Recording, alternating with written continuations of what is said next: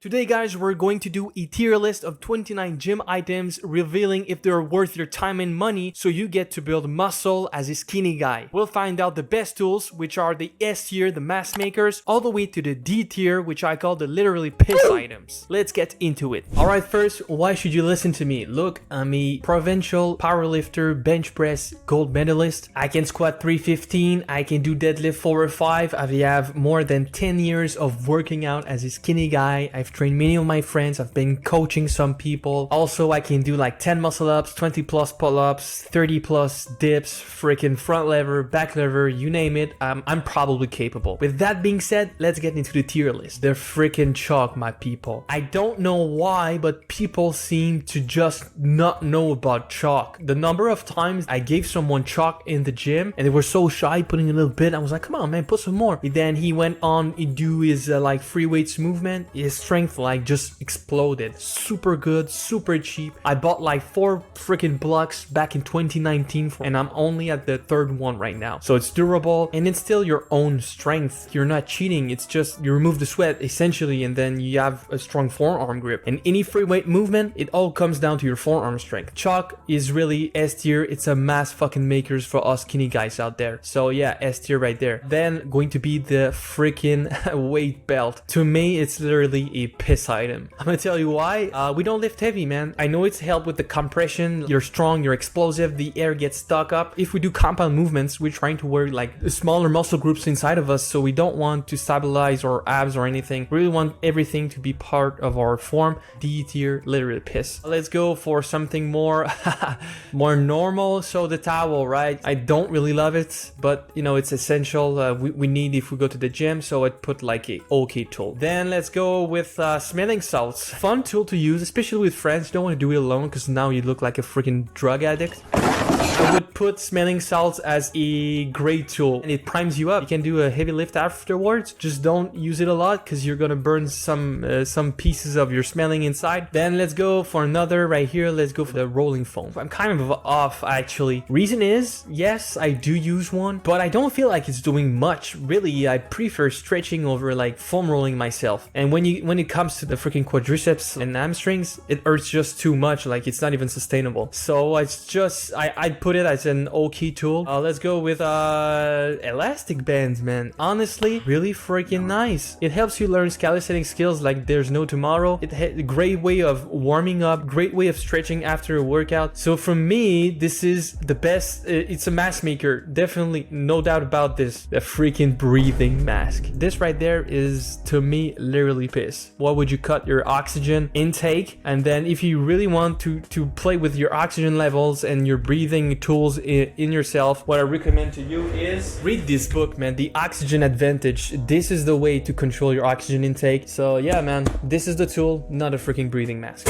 All right, next, a lacrosse ball. Kind of similar to the foam roller for pain point relieving. I used it a lot when you do heavy bench press. Sometimes you get too much folded in front. Kind of have like a freaking pain point in your scapula near there. So that's cool, that's okay, but I've never healed from them. Actually, I prefer the lacrosse ball over the foam roller because the freaking lacrosse ball, it's typically on like the pain point versus the foam roller. It's not really like massaging really well. So yeah, lacrosse ball B tier. It's an okay tool. All right, deadlift sucks. Do you really have to say a word about this? We're not supposed to lift heavy. Yes, we're gonna do deadlift, but not heavy ones. C tools. I never see anybody use it unless they are like pure power lifter, deadlifter. Let's go with the gym bag, man. The gym bag, essential, everyday tool. It's big. You can pack a lot. You can pack all your mass makers. This is not a mass maker because you can't work out with it, but it's a great tool, man. Like E tier, easy, brother, easy. Knee sleeves. That's a funny one. Knee sleeves are oftentimes used by people that are really more massive than us, but essentially it's to alleviate like pain, freaking inflammation up in there. Like if you have inflammation, bro, you either hurt yourself or your diet is literally shit. You eat inflammatory things, meaning like like your knees suck. It's not literally piss because I get why you would use it for a reason. It's a C tier for me, like, but you know, if you're hurt and you want to push yourself, okay, I guess you could use it, right? Let's go with the flat shoe. Yeah, man, you need some flat shoe. It's essential in the gym. It's just an okay tool, right? You know, if you want to do some deadlifts and squat, you're better off with flat shoes essentially. Jump rope, man, I'm not gonna lie to you, I freaking suck at jump roping, but I used to do it like 10 minutes to work out with the jump rope. Really loved it. It really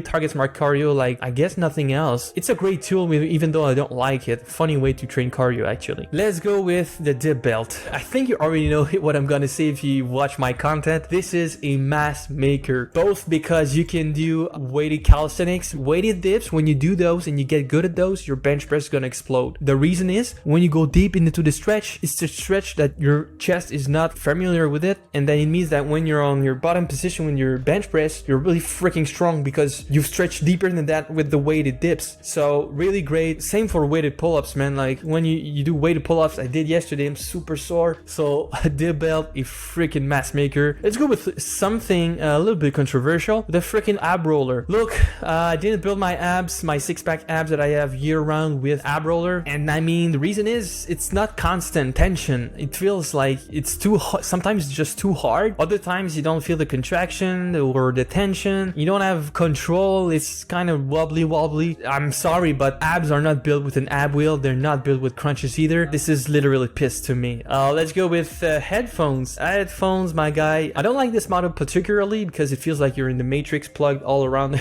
your ears. But aside from that, man, clearly mass makers, bro. When you want to listen to, you know, freaking Goku going Kaioken times 10 or whatever anime art style version, that's perfect. It's a mass maker always before a heavy lift. You know I'm gonna wait for the drop and push heavier. That's just the way it is. Let's go with a workout logbook.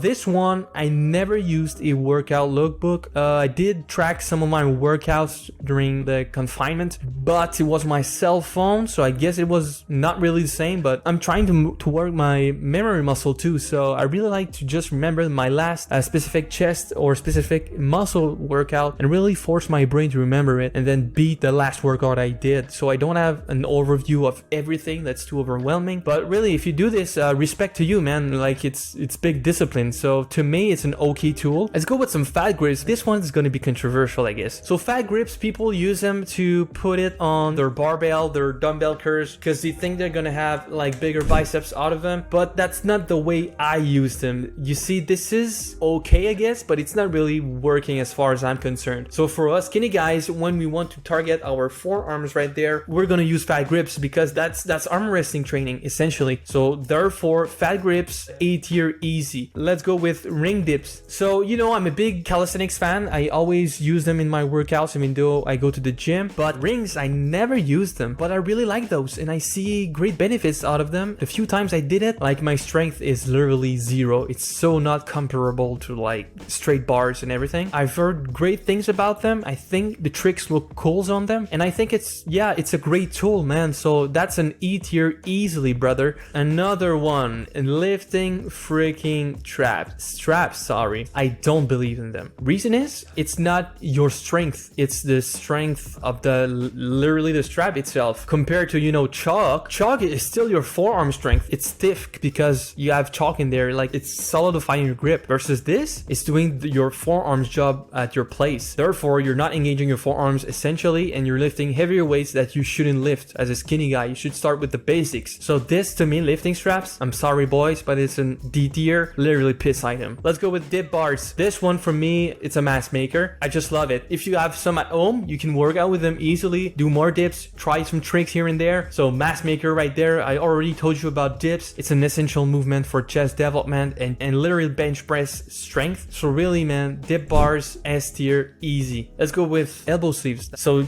it's a C tier. You shouldn't have inflammation here and there, so you shouldn't. It's either your diet or you lifted wrong, your form is bad, or you know, you've hurt yourself. Like, take the time to rest. You don't need this shit. So yeah, bad tool. C tier. Let's go with booty bands, I guess. Booty band, I never used those. I do have some, but it wasn't for that reason. It was to like train my pronator right here, but this should be used for forearms and forearms recovery training.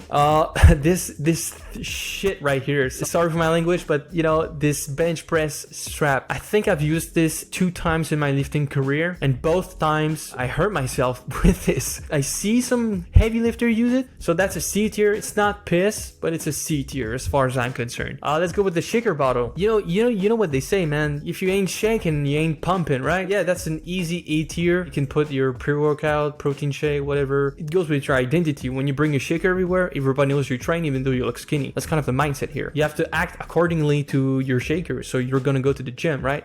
All right, the pull-up bar. Of course, it's the same as the dip bar. You know, I love pull-ups. I love dips. This is a mass maker. You need one. If you have one at your house, that's perfect, because then you can dead hang. And if you've seen my video about dead hangs, it's gonna literally heal your back. It's gonna heal your shoulders. It's gonna be really helpful. It's a mass maker essentially. Like, you can train pull-ups. You can alleviate some pain, like decompress all your spine, get taller. You need one, right? And then let's go with the yoga ball. It's low-key a banger. Let me tell you why. Sometimes I don't feel like going to the gym. Yes, this shit happens, but I still work out. I oftentimes do legs at home, and this shit right here, when I do like glute bridges, it's essential. I do have a few like abs exercise with that, and yeah, glutes overall at home workout. And then we have the yoga mat. I've talked about stretching things, foam rolling and everything, but this right here is essential. Let me tell you why. I love stretching, and I feel like it's really better for when I'm hurt or when I'm trying to recover. So it's not a mass maker in itself, but it's definitely a great tool. It's really working. It's really relaxing my muscles, stretching them, like bringing in the nutrients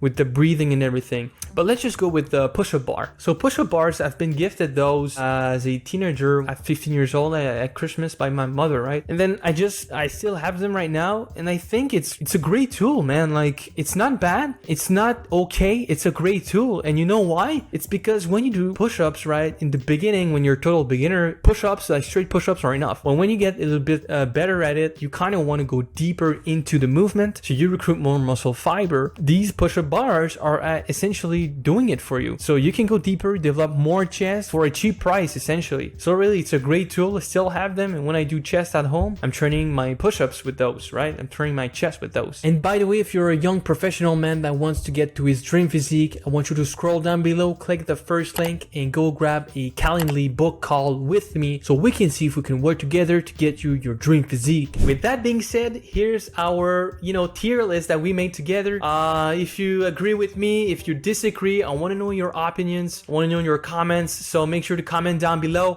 so I can actually learn from yourself, guys. And then yeah, that's it. So thanks for watching, guys. Make sure to like, comment, and subscribe to the channel. This was Nick Lap. Here we never peak, because the best is yet to come. Peace out.